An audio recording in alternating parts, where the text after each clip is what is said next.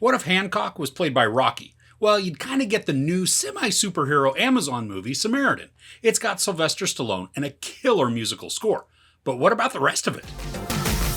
A young boy learns that a superhero who was thought to have gone missing after an epic battle 20 years ago may in fact still be around. Javon Walton stars as Sam, this boy who lives in Granite City. It's a place kind of like Gotham that's continuously going downhill with crime and corruption. Now he's obsessed with the story and the mythology of the city's superhero named Samaritan, who had many years before had fought the supervillain brother called Nemesis. Now with both of them, they supposedly died in that battle. Sam, though, is convinced that Samaritan is alive and is constantly then searching for the one that he thinks is his hero. This has a very dark comic feel to it. And mainly I mean dark in the sense of lack of lighting. There are a lot of clouds and rains that overshadow the city, giving the presentation a very cold feeling, which is then helped by a bluish tint to the entire production. Sylvester Stallone plays Joe, a neighbor of Sam's who helps Sam out in a situation, which then leads to a slight friendship. Now, Stallone looks to be struggling a bit through this. Especially when he has to engage in some of the action. And seriously, I can't blame him because the dude is like 76 years old. And he does move about pretty good given that age. Now, because this is a superhero story, there needs to be a villain. And because we're told in the very opening sequence that Samaritan and Nemesis both died in their battle, a new baddie named Cyrus hopes to rise up and finish what he believes Nemesis was trying to accomplish. The motivations for the villain and his henchmen, they're vague at best.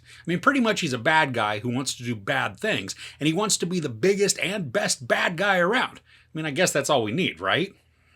Well, Cyrus is played by Pilu Ajbak, and I'm pretty sure that I mispronounced that. But you may recognize him as Euron Greyjoy from Game of Thrones. Now, he plays up the menacing persona as much as he can, but because he's such a stranger to us, it's hard to feel any sort of fear or anxiety as a result of his threats. Now, I thought it was pretty funny in the way that they costume him in this, because at points, it looks like he stole Bane's jacket from The Dark Knight Rises and then put a mask on him. Now, I had mentioned at the very beginning that this is a bit like Hancock. Now, that's that movie with Will Smith, where he's kind of the reluctant superhero because of some crap in his past.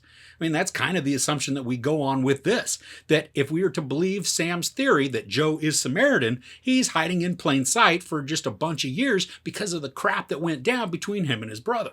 The movie's an hour and 40 minutes, and despite that relatively short runtime, portions of this drag and make it feel longer than it is.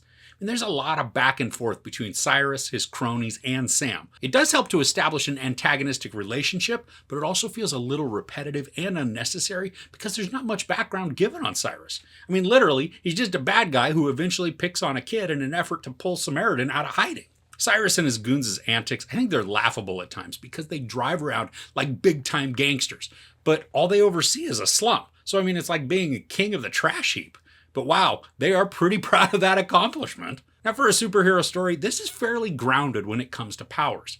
This helps to minimize also the need for a lot of special effects, even though some are employed in this. When there are fight sequences and bodies need to be tossed through the air, it looks fairly convincing. But then because of the PG-13 rating, when there are gunshots and broken bodies, blood is almost non-existent. There's no actual gore shown, making this fairly tame despite there being a ton of violence. Now, there are a couple of sequences that involve fire, and I think these are actually pretty decent in their effectiveness.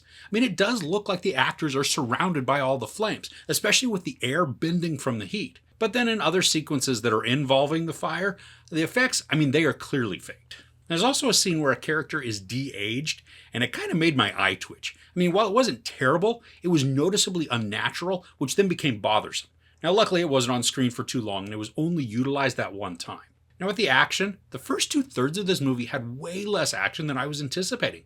There's still some present, but the movie chooses to focus more on dialogue than anything, and I don't think that's necessarily a bad thing. But in the final act, we do get a pretty huge fight sequence that's a lot of fun, and it's filled with adrenaline. Even though there are a lot of quick cuts to the action, the scene did provide some crazy moves involving some objects that made me wince when they were utilized. The thing, though, that stood out to me the most in this was the musical score. It was awesome to listen to, and it built a driving momentum for the action. It really amped up the intensity of some of the sequences, making me way more invested in the craziness than the scenes probably deserved. So overall, Samaritan draws upon the familiar storyline of a reluctant hero and the one who believes in him. The characters outside of the main two protagonists, they're ill-defined with motivations that are vague and uninteresting. The action has moments of intense fun, and most of the special effects in this are pretty convincing. There's an obviousness to the story arcs, and the narrative contains sequences that feel repetitive without progressing the story forward. The score is the best part of the entire production, creating tension, excitement, and energy that far exceeds the emotional level of a lot of the film.